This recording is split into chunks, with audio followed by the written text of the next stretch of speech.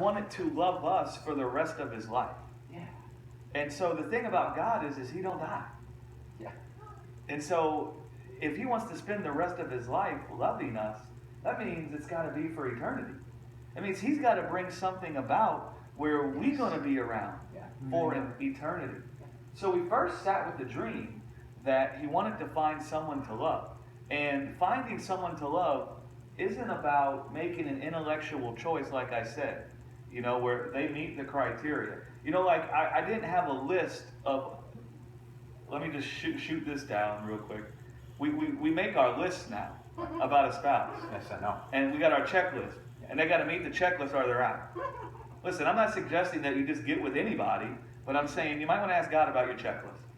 Okay? But anyway, when I saw Becky, it wasn't that she met the checklist. Something happened inside of me where my breath was taken from me, and then after it was taken from me, I said, my goodness, she took my breath away. Do you see what I'm saying? There was no intellectual processing going on. I beheld something in her that caused a reaction. That's how it was going for God. Right? God also beheld the animals. And while he likes the animals, and to some degree you could say he loves the animals, they didn't take his breath away. No. Right? He didn't lose his breath. He didn't breathe after them like he did for us.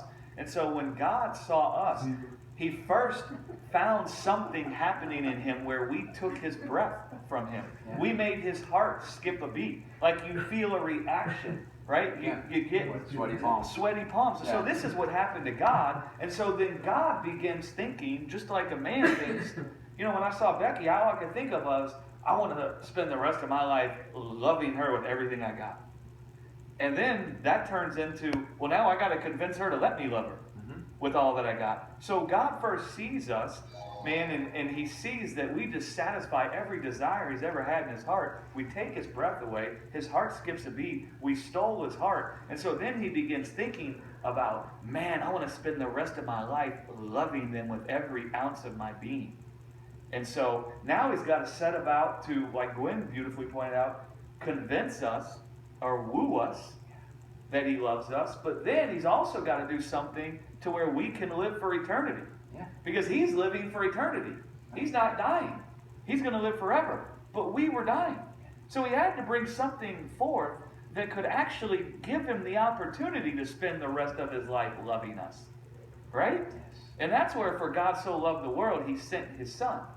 He sent his son to convince us to let us love him, or to let him love us for all eternity. That's how we could say it. He sent his son to convince us to let him pour out his life for us for all eternity.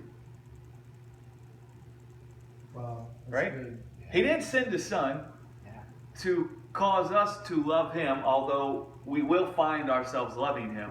That wasn't the primary thing. The motive is he sent his son to convince us to let him pour his life out for us for eternity.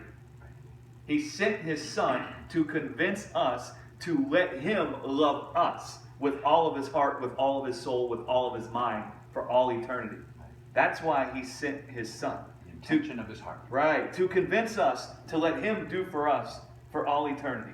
And to bring forth the platform from where we could live for all eternity. Right? Because there's so much beauty in us. He looked at it and he said, well, listen, I just can't be happy loving them for 80 years. I can't be happy being able to only love them for 100 years. Right. I can never be happy with that. I can never be happy only having the opportunity to love them for 50 years. That does not satisfy what's in my heart. At the end of the day, if I can only love them for 80 years and they're no longer with me to love them with all my heart, with all my soul, with all my strength, that doesn't satisfy my dream for my life. Because when you find someone that takes your breath away, you even want to be with them forever. 80 years doesn't get it done. Why do you think you're sad at the end when they pass? Yes, exactly. Exactly. And so God wasn't happy. 80 years ain't enough. You get to see the Father, Son, and Spirit talking. Man, they're so good looking that 80 years ain't going to cut it. Mm-hmm. Right? Yeah. It was the time of love. The Father, Son, and Spirit were like, let's get it on. In a spiritual way. That's right. That's right. And they said 80 years is not a long enough time to get it on in the sense that we're thinking of it in. It's not enough.